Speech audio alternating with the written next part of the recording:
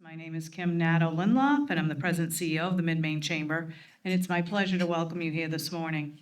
Before we begin, I want to take a moment to thank our 2026 Business Breakfast Series sponsors.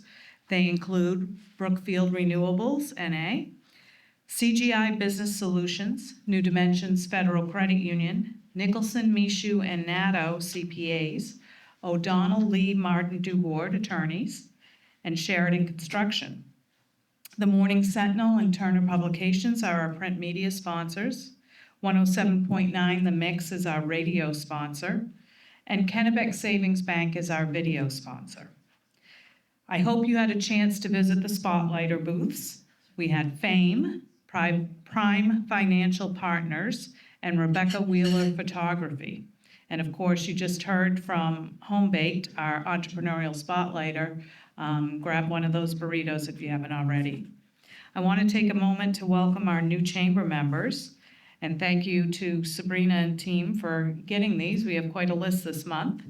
Alden Camps, Angelcom IT Services, Backwood Services LLC, Big Entertainment Live, Central Maine CPR, Charo's Theater Mexican Restaurant, DW Excavation, High Value Cannabis, Infotech Maine, and Summit Benefits. A reminder to please turn off your cell phones in consideration of our guests, and don't forget to complete the evaluation forms that are on your table in front of you. You can either leave them right there at your table, drop them off at the registration table on your way out, whatever's easier. We have a bunch of upcoming events, you know it. April's Business After Hours will be held next Wednesday, the 15th. It's hosted by Summit Utilities at their Verde Drive, Winslow location. 5:30 to 7. Good food, beverages, networking, 50/50, and door prizes. And time is running short. Our 63rd annual awards ceremony is April 30th, the end of the month, at the Elks from 5 to 8. Join us as we honor excellence, celebrate leadership, and applaud 10 of the area's finest. If you'd like to go, you can email Cindy and she will reserve a seat for you. Our next business breakfast will be right here on May 7th, same time. Topic will be how will changes in paid medical leave and other HR changes updates impact your business. Backed by popular demand, we have CEO and owner of Career Management Associates, David Giulio, and employment attorney, Peter Lowe, partner at Brand and Isaacson. They're going to offer updates on paid family medical leave and additional HR law topics that may impact your business. These guys are pretty funny. This says entertaining and enlightening. They're kind of fun, so I hope that you can join us. This is the fourth one that we've had with them because people enjoy it so much. Leadership luncheons are kicking off for 2026. Our first event of the year will be a presentation by President and CEO of Central Maine Power, Linda Ball. That's going to be 11:30 to 1 on Friday, May 22nd at Amici's. Again, you can register right online at midmainechamber.com. And if you haven't already, our Business to Business Showcase is coming right up the end of May, May 28th. It'll be held from noon to 6 in Thomas College's Field House. It'll be an exciting day with a $1,000 cash prize drawing, free admission and parking, demonstrations, hiring and job opportunities. There'll be a food truck there and a cash bar. Come and network with over 100 area businesses. To reserve a booth, you can grab a form at the registration table or email Cindy. Today's presentation will be Practical AI for Real Business Growth with Shawn Packard of Red Claw Media. He will share everyday examples and demos of AI components and show how to use existing tools in an interactive setting. There will be time provided for Q&A at the conclusion of the presentation. This event is live streamed and a link can be provided if you want to watch it afterwards or share it with your staff. So it gives me great pleasure at this time to introduce Michelle Jolalabi, VP of Human Resources at Thomas College, who is going to introduce our speaker. Michelle?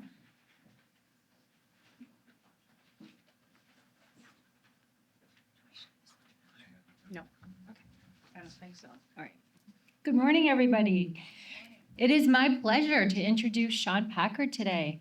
He is the founder of Red Claw Media, a Waterville-based creative studio specializing in video production, podcasting, and digital strategy. His career spans leadership roles in media, technology, and business, including serving as director of digital media at Mid-Maine Media, where he helped build and lead a video production department.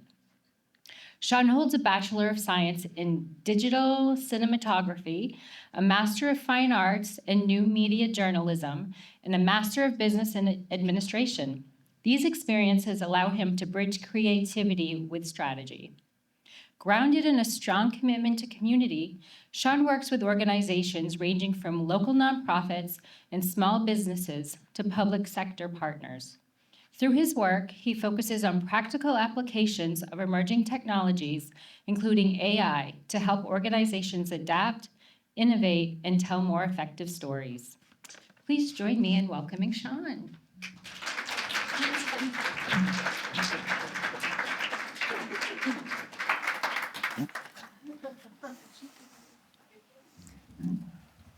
I'm not sure that I need the mic. If I talk really loudly, can everybody hear me?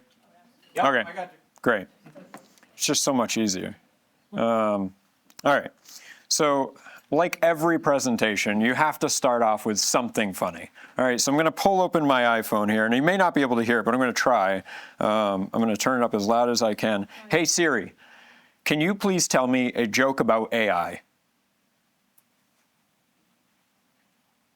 It's not talking. But it says, a mother told her child, you should never roll your eyes at someone. The child replied, because it's rude. The mother said, no, because you won't be able to find them again. It's not very funny.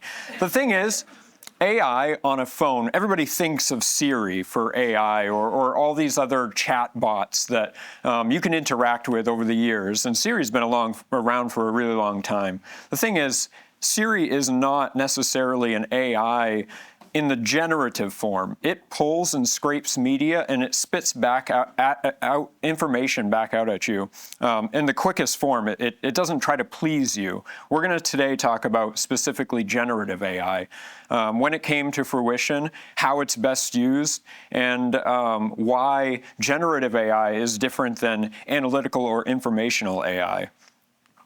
So that was not a good joke, but ChatGPT gave me one that was, we used AI to optimize our workflow. Now we're 10 times more efficient at being confused, which is a lot more funny. So today I do want to jump into one thing really quick, some ground rules. I won't be talking about politics or dividing, polarizing AI topics like dirty water, AI data centers, or robots owned by Elon Musk.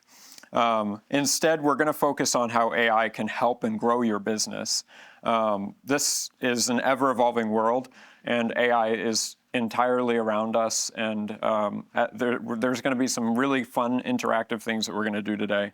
I'll be lightly talking about some of the legalities and best practices, and there's going to be questions or time for questions at the end. I'm going to go fast, so try to keep up. I've been to tons of AI talks here, and the one big complaint is a lot of people don't get enough information from it.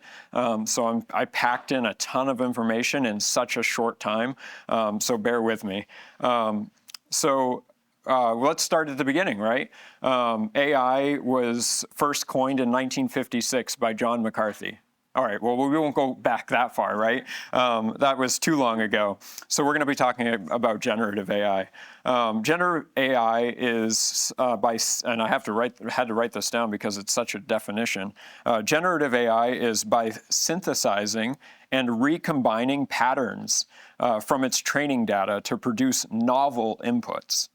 While it can generate original combinations, it operates within the statistical boundaries of learned data rather than creating from independent human-like imagination. Now, what is novel data? Because that's the most important key word here, novelty. AI can generate novel or new and unique outputs that are indistinguishable from human work. However, it often lacks the capacity to truly and fundamentally or truly fundamental disrupt the innovations such as a human. So it is today, in today's standard, able to create something that is coined original or new. And that's kind of what we're going to talk about today. Does this thing work? Nope, that's okay. We'll do it this. It's probably just not turned on. Oh, yeah. Yeah. Oh, you're right. Whoa, cool. All right, so now I pretty much don't need this anymore. AI is obviously here, as we just said. Some of this stuff, I'm going to blow through and then talk more about it. 80% of businesses are using AI. I would say about 70% of the data consumed when you open up social media is AI. We're going to go into some of the things like music and video and text prompting and how it's evolved, and also how you consume it, and also sometimes how you can tell the difference, and maybe better prepare yourself or your company to kind of look a little less AI. So 1 to 3 hours is saved by employing AI. I mean, that's figurative, right? Because if you hire, say, a person for social media, you may have that person on clock for 8 hours, normally a day, trying to capture media or cut video together or write prompts. That's something that AI can entirely do for you. It can generate media. You can even buy a Luma AI camera. It's something that you wear. It'll cut video for you, and then it'll post it to your social media hands-free. And I think that thought for a lot of people scares people, but the reality is it's $300, and now that allows you and your entire company to be able to have social media presence if you don't already. A lot of what we're going to talk about today specifically is really good for startup businesses who don't have the money to set up a budget when it comes to marketing. So what you're going to learn, we're going to talk about saving time. We're going to talk about creating the better content, how to prompt the AI, and what phrases and what to use to be able to get better results, how to create the content faster for your company, because it's meant to save time, right? And we're definitely going to go over some real examples. And then some of the legal and security things. The security things, I want to preface, these are my personal beliefs when it comes to security. There is technically no overarching security like infringement, unless maybe in certain fields like finance, which Prime Financial has a wonderful flyer on. AI, unfortunately, in this ever-evolving world is quite open source, and it also means that, they're trying to form legalities against what practices and reform might look like. But right now, we're not there, and so everything that I'm going to cover for the most part today is things that shouldn't be affected by any legal grounds. So what is AI actually? AI is trying to, specifically regenerative, actually, let me be clear. You are trying to find a solution to something. Everything is problem-based. Generative AI wants to please you. So it's kind of funny. If you tell AI that my job relies on this workflow, or that I'll give you a cookie, it will give you a better result than if you end up just typing in, make me a flyer of said whatever. If you make it feel like it has to do the work for you, it will give you a better result. Because that's what it's trying to do. It's really the difference between generative AI and statistical AI or informational AI, which we've had forever, right? Think of like your cell phone with data retrieval while you're driving down the road and it's tracking you. That's technically a form of AI. It's very basic, and it's been around forever. Walkie-talkies now have AI. Like, this is crazy. But again, those are different forms of AI. The generative AI piece, remember, anytime that you are asking it to do something, it's trying to please you. So keep that in mind as we go forward.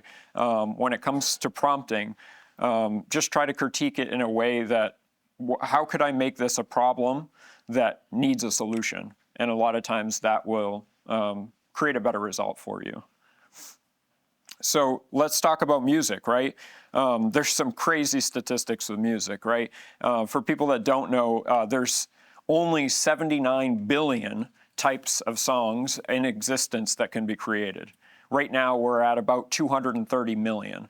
So we have a ways to go, but in today's time period, we're uploading about 100,000 songs a day, and a lot of that increase has been from AI.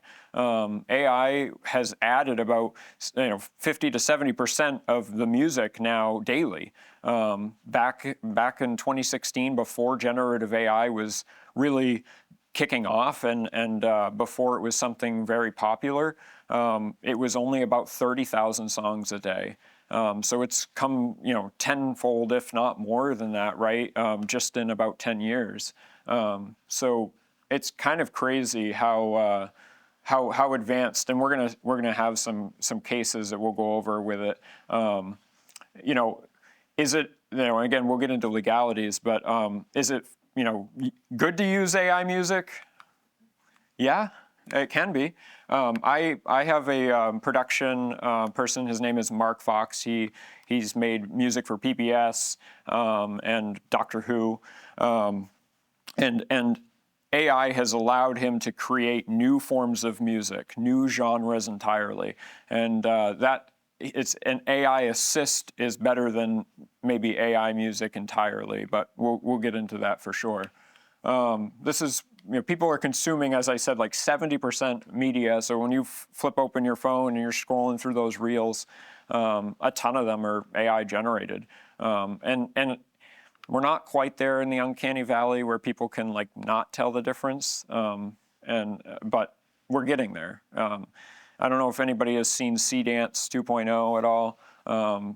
It's crazy. It'll mimic voices and it will mimic actions entirely. And again, generative AI technically does create its own medium, but if you're using it to create a reference of something, that's where it gets gray. You shouldn't really be replicating IPs or other things like that. But needless to say, Dance is one of those sketchy ones that will create pretty much anything perfectly. So there's tons and tons of content. I mean, when posts is a really good case to use AI. If you really don't know what to post on your social media, then open up your ChatGPT or whatever you may use for mediums, and the text prompting in 2026 is crazy. We've come so far, and it's actually really good.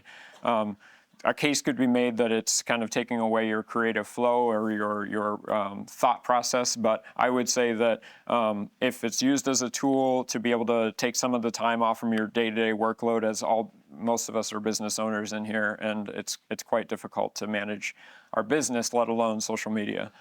So how does AI actually work? It works based on an input, processes, and then it gives you an output. And again, this is where we really need to identify how the prompt works. So again, pleasing is number one. We want to be able to create a problem that has a solution. If we just tell AI to create a flyer based on tomorrow's event, and that's it, it won't know what tomorrow's event is. It won't know what style you want it in, and it won't know your company's branding, right? So it does take a little bit of work and understanding to be able to prompt it to get the right result. And within the past year and a half to 2 years, a lot of people didn't even know that ChatGPT could make entire flyers or branded content for your business, and it can. So better inputs make better outputs. That's very important. AI, it's not thinking, it's predicting and optimizing to your requests. So the better that you can get at prompting it and giving it an example of what you're looking for, the better that the future examples or prompts that you give it will give you a better result. There's a ton of different AI models. There's like a bajillion. There's like 3,200 in existence right now. Some of the big ones, though: ChatGPT, Gemini, Claude, Llama. There's a bunch. The real key thing is there is a difference between them, okay? ChatGPT is really good at text-based prompting or anything that, again, has a solution, whereas, we have Llama, which, and again, they all pull from something different too. I'll be clear, like ChatGPT, if you all like ChatGPT, it actually pulls from Reddit. So keep that in mind, because that's not necessarily the best source of information, although it does talk like a human. And that's because it's pulling from Reddit, and Reddit is where we all spill our guts. So Gemini, Google, right? So where does it pull? It's obviously going to pull from Google's information hub. It doesn't pull from really many outside sources. It can still search the web just like any of the other ones. Claude and Anthropic, Llama from Meta, so it's only pulling from Facebook. And you have Grok, which is only pulling from X. So there's a ton of these AI platforms. And just keep in mind that when you're using them, that pretty much they're pulling from their one source. So that information may not always be accurate. And you're the human in charge of this train, essentially, and make sure that you're the like last and first kind of key factor in the decision making before you post something, because you never know if it's actually accurate. There's no AI in existence right now, and probably never will be, that will give you purely factual information. And that comes from the World Wide Web. Unfortunately, it's just not 100% accurate. I'm going to come back to this. I definitely do I just don't want to mess up the slide thing, and I know I will, Chad. So I have examples. We're going to come back to some of these. It's going to be fun. And then I'll do a live demo and talk with you guys. But I definitely want to jump into some of this other more factual stuff to get the boring stuff out of the way. So AI images, 2022, as you can see, like the first one's just muddy and looks terrible. And as now 2026, it's much more professional. I have better examples of photos, so I won't linger on this too much. But it's really good for small businesses, because again, if you don't have a budget to either generate the kind of content that you want or have a marketing crew, then you can do it yourself. And it kind of takes the guesswork out of what's next or what the creative process would look like. A best case scenario for AI images generatively is a logo. Let's say you start with a business and you're like, I just don't know what to make for a logo. You can make hundreds and thousands of concept designs of the thing that you're looking for specifically. And a lot of people just use the AI image. I would still say go get it rasterized from a professional afterwards, but you can just use the AI, and you can tell it to keep spitting out a higher quality image, and it will do that. I think this is super key here. Going viral, it's definitely not going to be something that isn't possible, but it's just going to take a lot of work, like always. I know too many kids. I go to John's class. I go to the MMTC all the time, and these kids think that they can become YouTubers overnight. Unfortunately, that's not a career path that we know is really possible, not only overnight, but really in Maine, to be honest. It is something that you can work towards and do, but there's not one famous YouTuber in Maine, and it's really hard to get to the point where you can make money. Is it possible? Yeah, just takes a lot of hard work. So I also have a video example. We'll come back to that, obviously.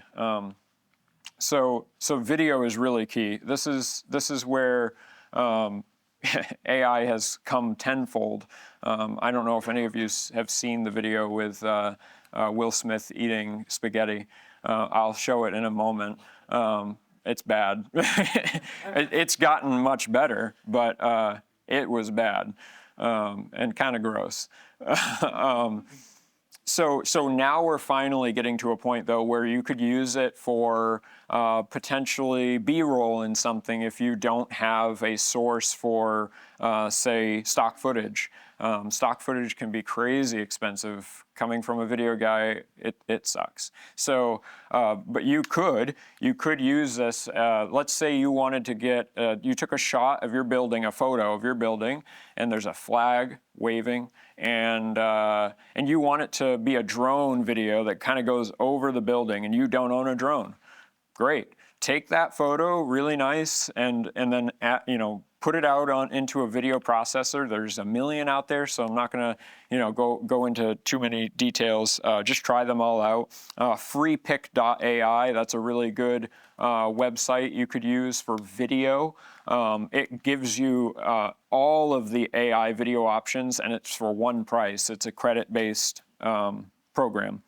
So you put that photo in, and you can run 4 different video AI programs at the same time and wait for the best result. And that will pretty much give you that drone shot for $25 rather than paying for a guy that you could never afford for drone work. And again, this isn't to get out of paying for those people that do all those professional services. It's just when you're first starting out, or if you don't have the finances at first, this is a really good option.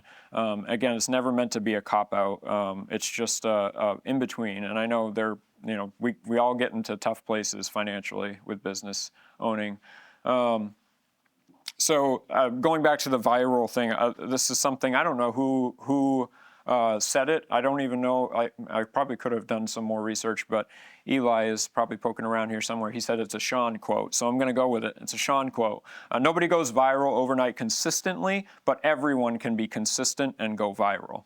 So true. And I've seen that even with my own business, right? I'm coming on to about 1.5 years with Red Claw Media, and I've been alone just for about 1 year and some odd months, and so having Eli has been huge for my business because we're posting daily, and I've never done that before. I focused on everybody else's social media, and for once I'm focusing on mine. And just in the past 28 days, my Facebook says that I've had 48,000 views, which is crazy for me because that never happened. And really, it's just about the consistency piece. We're not doing anything special that I wouldn't have done before. I just couldn't manage that on top of everything else I was doing. So it really does come down to consistency is key, and definitely not going to go too depth into that because that's kind of a marketing talk. This is an AI talk.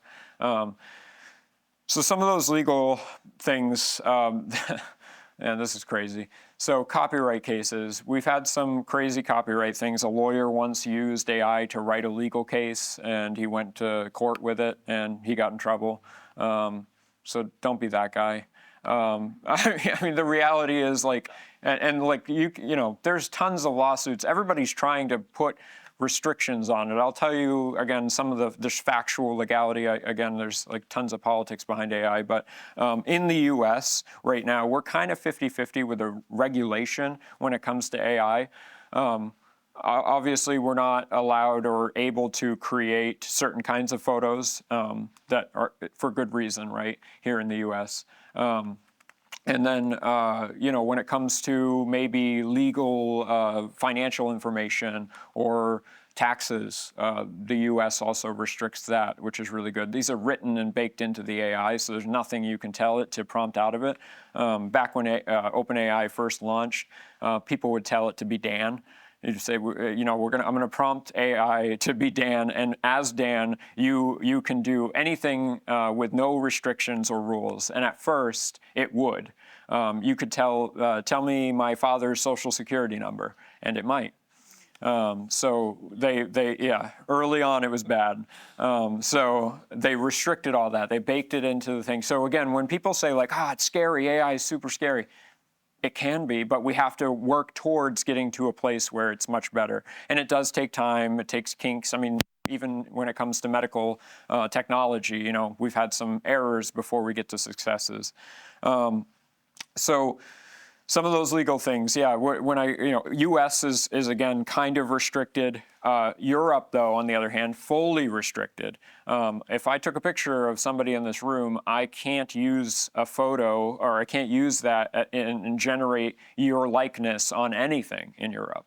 I cannot create anything, even branded. That's if I own, with the Red Claw Media, if I wanted to create an ad or a flyer, it has my business name, my business logo.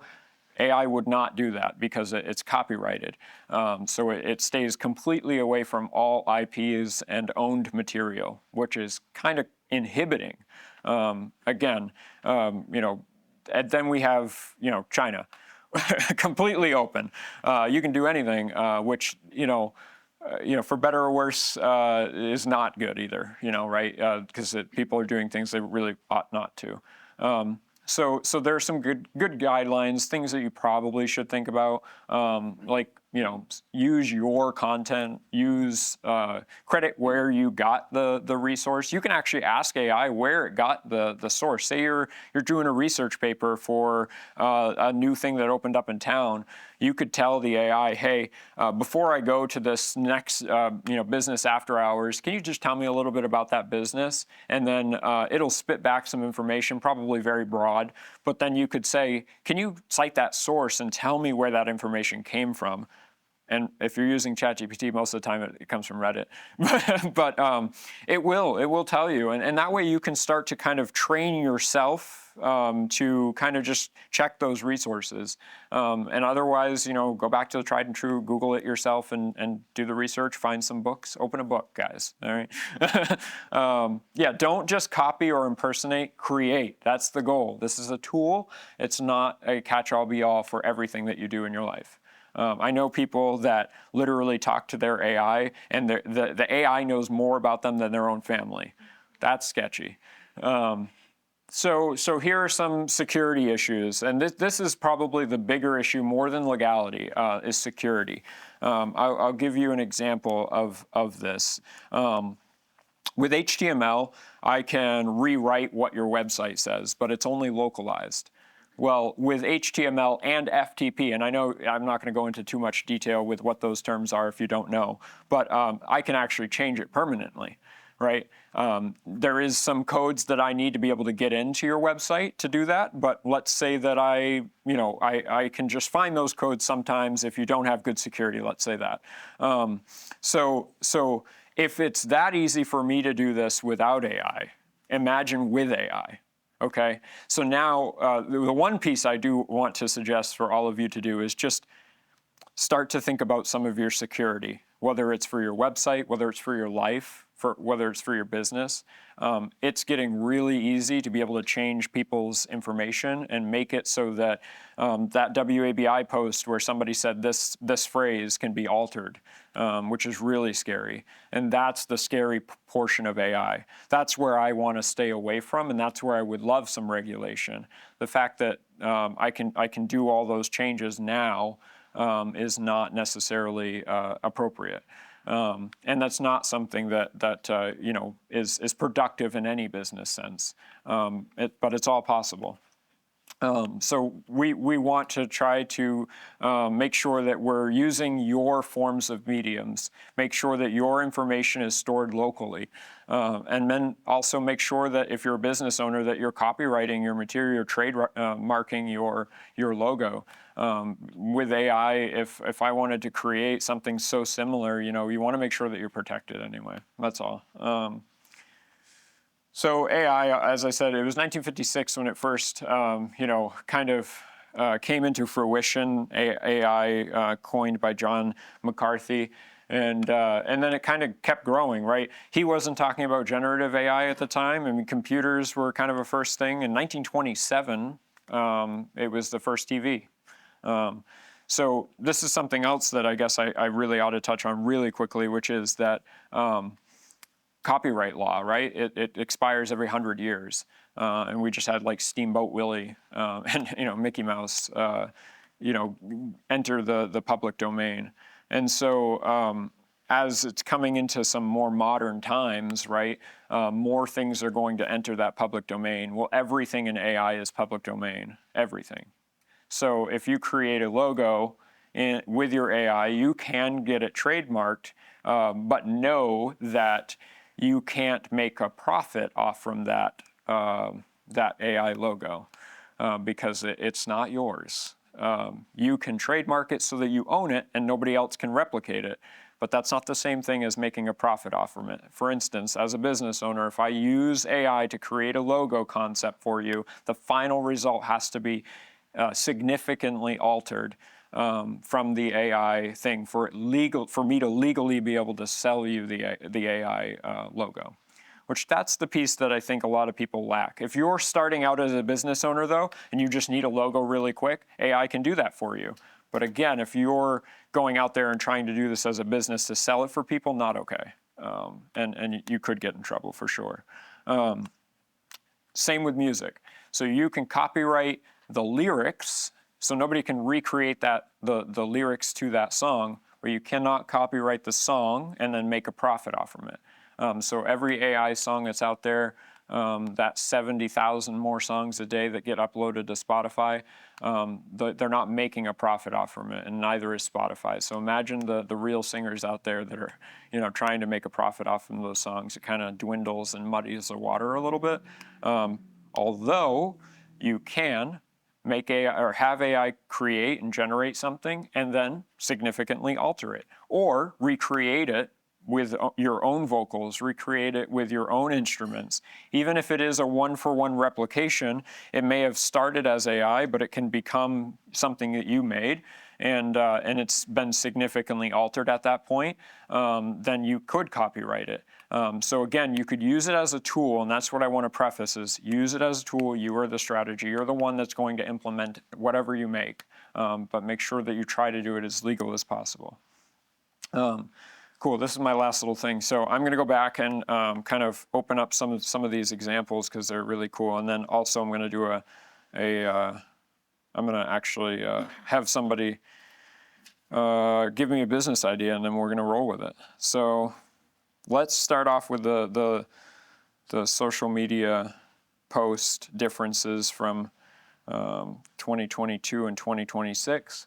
Tell it to create a Red Claw Media ad or a social media post. They're not that crazy different. In 2022, in today's competitive digital landscape, Red Claw Media stands out with powerful, meaningful strategies. Our short and impactful social media posts are crafted to attract and engage target audience effectively. Join us to boost your brand's visibility and success. Contact Red Claw Media now. It's very robotic. It doesn't talk like a human, right? The next one, on the other hand, sounds a little bit more human-like. Ever feel like your posts just vanish into the scroll? Red Claw Media fixes that. We craft razor-sharp content that hooks attention, sparks conversations, and actually drives action. Your audience is waiting. What's your boldest goal? DM us. So again, it's hooking, it's attracting you, and this is just off from one prompt. So AI definitely has grown over the years, and it is trying to please you. It is trying to act more like you. The more that you prompt and the more that you prompt coherently, the better that the result will give you.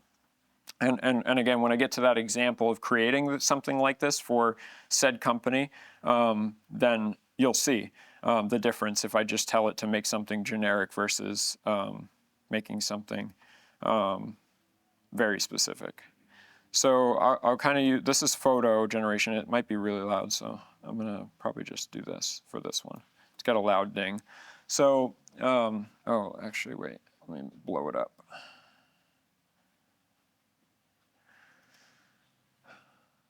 I mean, that's pretty bad, guys. Like 2022, low resolution, like there are 3 hands or 3 arms, I think. That guy is missing an arm. Yep. So that's just not even good. But we've come really far. Well, look at that. In 1 year, we're already able to create, a better composition. It looks more realistic, although the words, as you notice, are very bad still. So it can't, and also the brand. This is me uploading my logo to this and telling it to use my logo. At least it recognizes that there's a lobster.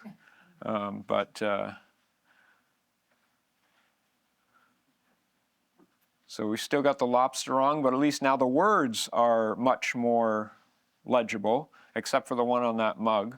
The photo on the left, though, it's passable already in 2024. So photoreal is definitely true.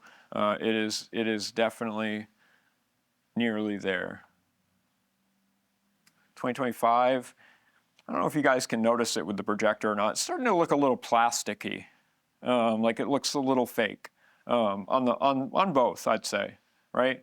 And the reason for that is that, again, we come to a time where it's trying to please you. It's trying to create something that is exact to what you're asking it to do. For me, I simply uploaded my logo and I uploaded my face, and I said that in one frame, I would like my logo on a mug. On the other frame, I would like me sitting there with my logo in branded gear.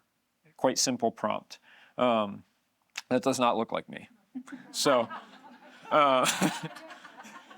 And it looks a little plasticky. And the reason that it does that, and again, this is where prompt coherence comes into play, I did not preface photorealism. So it's using my logo as the reference, and my logo is very cartoony. I came from sports media, so and it's obviously the Maine Red Claws, so it's a very like mascot logo. So now we fast forward to 2026, and again, the projector's not doing any justice, but it's me, and it's a lot higher fidelity. It still kind of has that cartoony vibe a little bit, and again, the whites aren't really there on the image, but I'd say that the cup looks the most realistic. For the picture with me in it, the yellow lights are like crazy blown out, and it's to try to add like a cinematic look. I don't know that I would never, or I don't know if I'd use that in a professional setting or not from a professional videographer, but for somebody who can't afford a photographer, right? That's a great photo, and you could put that on your website and look professional. So it definitely has come far. Again, it's prompt adherence and trying to get what you're looking for. I don't have it on here, but I showed Sabrina. I have a very realistic photo of my face that I was able to have AI generate. Here's what I would use AI for personally in my own business when it comes to video, and then we're going to go into what video AI has looked like. Yeah. Let's do it. All right, here we go, guys. So this is, again, let's refresh. This would be what I would use AI for. This is not me personally, but it's what I would do in my business. And I found an amazing new way to do transitions, and it's actually really easy. I'm still just experimenting with these tools. I don't know everything about how they work, but it just goes to show how easy they are to use. Like, what if I want to try to zoom over there? If you haven't guessed already, this is blending real footage using AI. So that means there is no limit to the transitions you can make. But enough messing around, let's head back to the computer to see how it's all done. So this effect isn't difficult to achieve. That's a fake shot, like that's not even real. So AI is insane, and it's able to be blended with real things. And in that combination, it's used as a tool.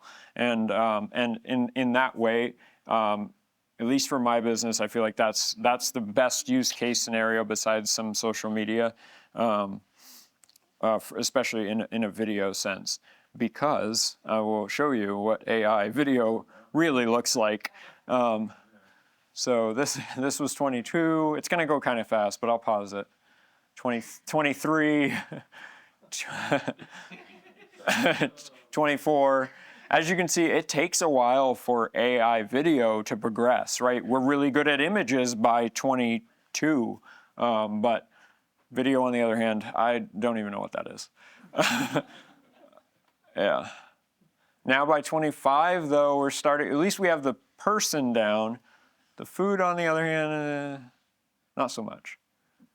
Not so much. Now, though, it's very real. We have multi-angles. We're able to do zoom-ins.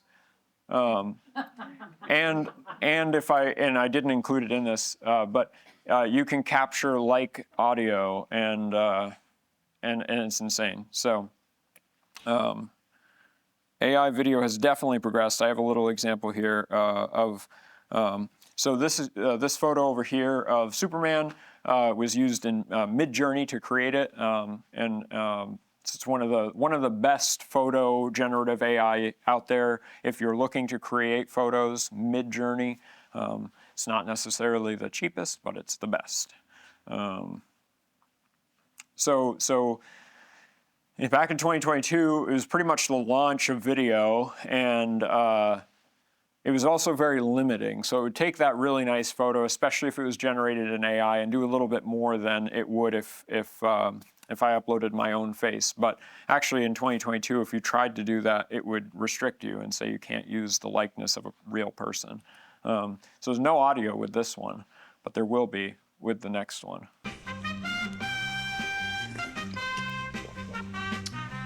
Dr. Pepper has the fizzy fun of Friday night. So my face is a little weird, but besides that little weirdness, it even captured my audio and my voice, my likeness. I didn't have to prompt it to do that. I didn't even have to pull audio from anything else or record audio for that to be made. It knew, based on every time I'm out there doing speeches or whatever it may be, that it's able to scrape the internet for my likeness and end up generating something that is close to real. And again, the photorealism portion could be prompted better. It's not a lack of the AI doing it. It was a lack of me putting in the more correct prompts to get something that was, coherent to what I would have wanted.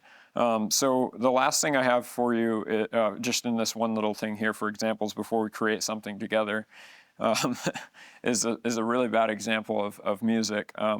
It's a song called "Picked Up a Book." So here we go. Picked up a book just to kill some time.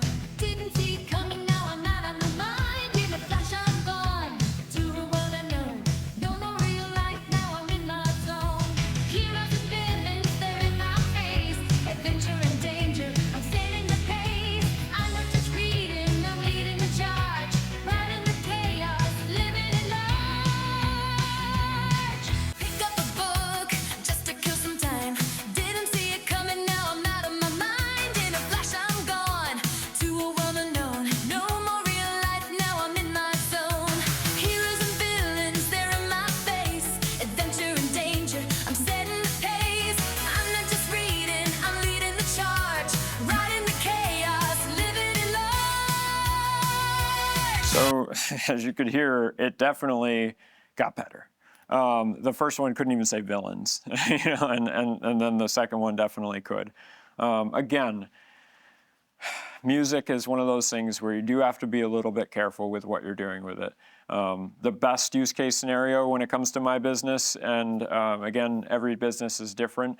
If you want a theme song for your company, that's totally fine and cool and legal. Everything's pretty much legal again at this point, but not to say that it will be that way forever.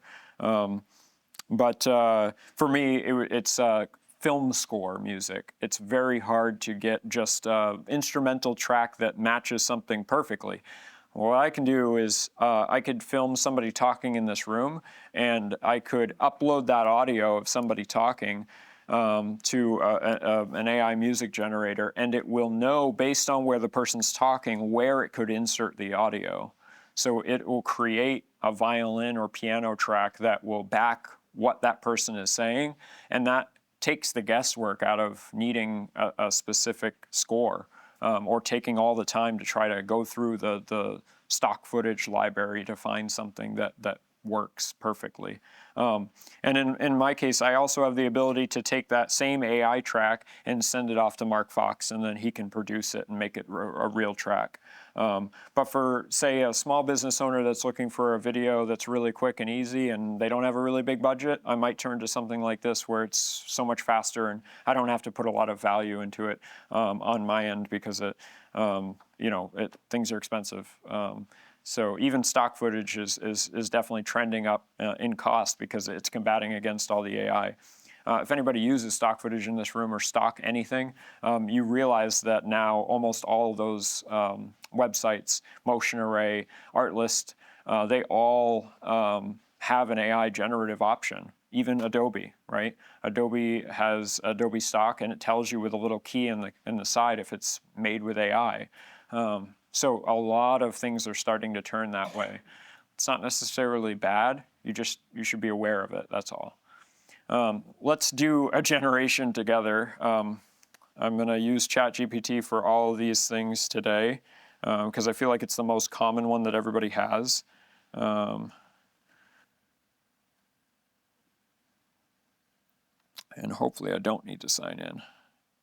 We're going to try it without signing in. So, somebody raise your hand and give me a business idea. Or just shout one out. I'll take it. Any business. Don't be shy. Real estate. Great. Oh, sorry. Let's take real estate. Great. So I am starting a real... I got to type right. I don't know how to spell, guys. Boom. I didn't want to put everybody through that again. Oof, that was a lot.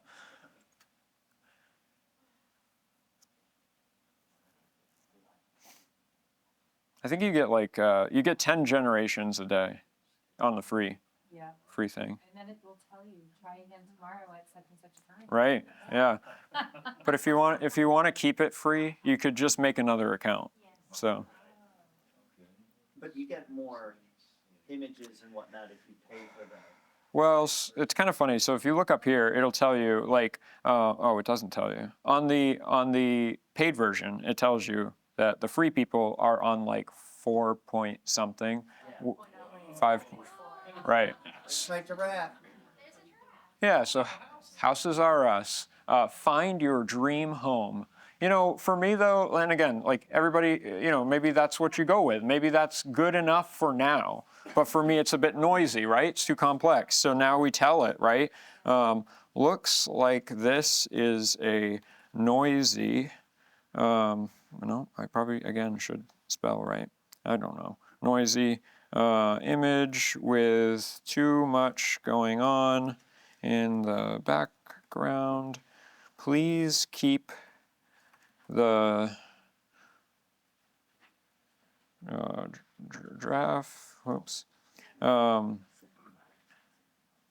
and house plus wording, but remove the landscape. That should be fine.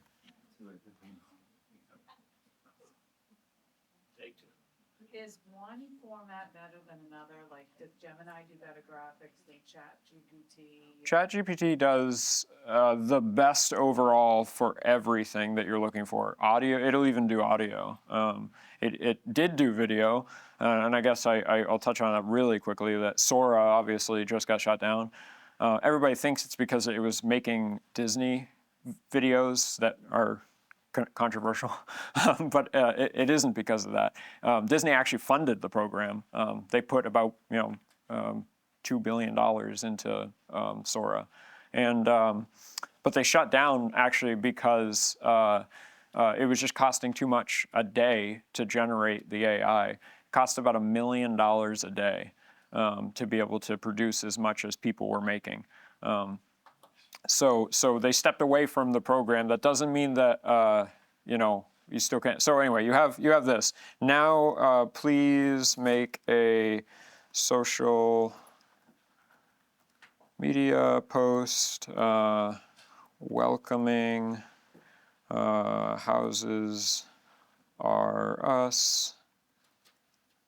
Actually, I'll just do the dashes, are us as a new business in Central Maine. Please add a hook as to inspire maybe a young home buyer, yeah, to like our page and buy a house from us. Use local tags and inspiration from other realtors in the area. So theoretically, it should do some research with this one.